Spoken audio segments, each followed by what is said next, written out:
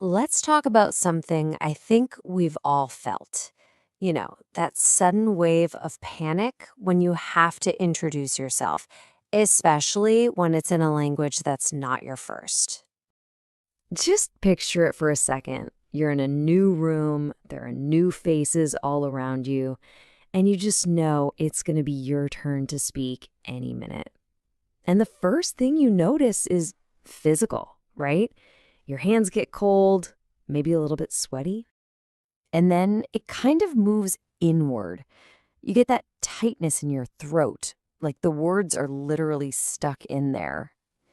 Your brain is just racing with everything you want to say, but your mouth feels like it's completely forgotten how to work. Gosh, it's such an awful feeling. Seriously, just think about it. Have you ever felt that way? That weird mix of really wanting to connect with people, but feeling like you physically just can't? If you're not in your head right now, then this is for you. So, here's the most important thing I want you to hear today. You are not alone, not even close. This is such a shared human experience. Feeling nervous isn't a sign that you're weak. It's a sign that you're brave, you're pushing yourself, you're learning. And today, we're going to get you the tools to handle that feeling. Okay, so first things first. We have to completely change our goal. A huge amount of our anxiety comes from aiming for the wrong thing. We're aiming for perfection, and that's a losing game. You see, so many of us are trapped over on the left side here, chasing this old goal, speaking perfect English, using really big, fancy words, having a perfect accent. But that's an impossible standard, and that's exactly what's causing all the stress. So let's look at the new goal. This is so much better. We're just aiming for clarity, confidence in what we already know how to say, and kindness, both to other people and, to ourselves. The real goal isn't to be some perfect robot speaker. It's just to build a little bridge to another person. That's it. So, how do we actually build that bridge? Well, you need a simple, reliable plan. And this is it. This is your 5-step formula that you can use anywhere, anytime to introduce yourself with confidence, even when your hands are getting cold. And here they are. See? Just 5 simple little parts. A greeting and your name, one tiny detail about where you're from, what you do, a little piece of human connection, the why, and then a friendly question to bring the other person into the conversation. It's not a big speech. It's just a simple, memorable frame you can lean on. Step 1 is the easiest part, for sure.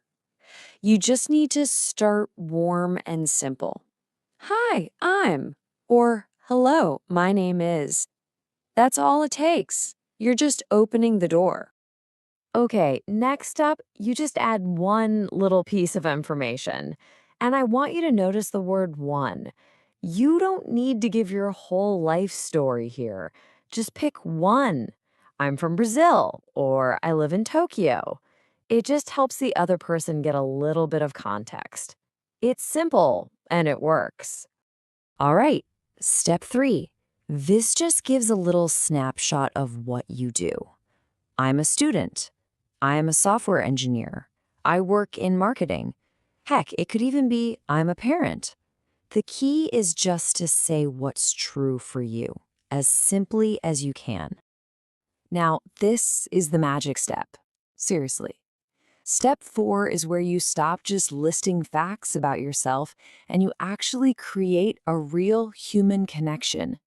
When you share a simple why, it makes you so relatable. Saying something like, I'm here to improve my English, is honest and it builds instant empathy. And finally, step 5. This is so powerful because it turns what you're saying from a monologue into a real conversation.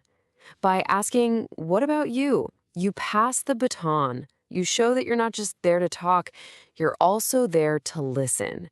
You've successfully built that bridge, and now you're inviting them to come across. I want to tell you a quick story about a woman named Lena. She was in a class and she was terrified to speak. When it was her turn, she completely froze. Nothing came out. And her teacher said this really beautiful thing to her. She just said, "Take your time. We are happy you are here." And those words, they gave her permission to just breathe and try again. It's such a great reminder of the kindness that's usually waiting for us on the other side of our fear. So let's put it all together using Lena as our example. Just listen to how smooth and warm this sounds. "Hi, I'm Lena. I'm from Mexico. I'm a student. I'm here to improve my English. What about you?" See? It's clear, it's friendly, and it's a perfect introduction. It does everything it needs to do in just a few seconds. But, okay, let's be real. What happens when your mind just goes blank anyway? Because it happens to all of us. So let's talk about your safety net, your rescue plan for when you feel totally stuck. Think of these phrases as your secret weapons. It is so important to understand that saying, "Sorry, I'm a little nervous," isn't weak. It's actually incredibly strong. It shows you're honest and courageous. Asking, "Can I try again?" shows you're not giving up. These are not excuses. They are powerful tools that put you back in control. So, how do you make all this feel natural and not like you're reading a script? Practice. But wait, I'm not talking about hours of homework. I'm talking about 30 seconds a day. That is it. A tiny, tiny investment for a massive return in confidence. So here's your challenge, if you're up for it. Sometime today, just take out your phone and record yourself saying your 5-step introduction. Then just listen back, don't judge it, just hear the sound of your own voice. And then smile, because you did it. And then tomorrow, do it again. It's these tiny daily actions that build real, lasting confidence. Okay, so we have the tool, the 5 steps, and we have a practice plan. Now we need to talk about the mindset that holds this whole thing together. This is all about how you think, not just about what you say. I want you to remember this little mantra. When we get nervous, our first instinct is to rush and get it over with. But speaking fast is actually what causes most of our mistakes.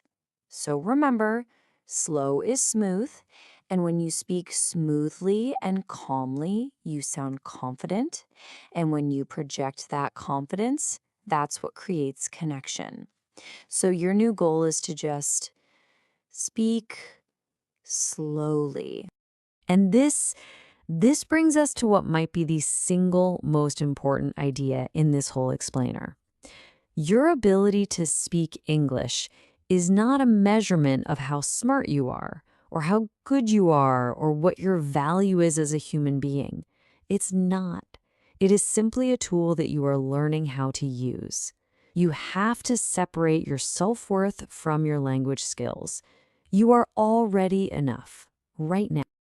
So what's the big takeaway here? It's that your story matters. The world needs to hear what you have to say. Don't let the fear of imperfect English keep you silent. Your voice matters. So take a breath, use these simple steps, and go build that bridge. What's the story you're going to tell with your next introduction?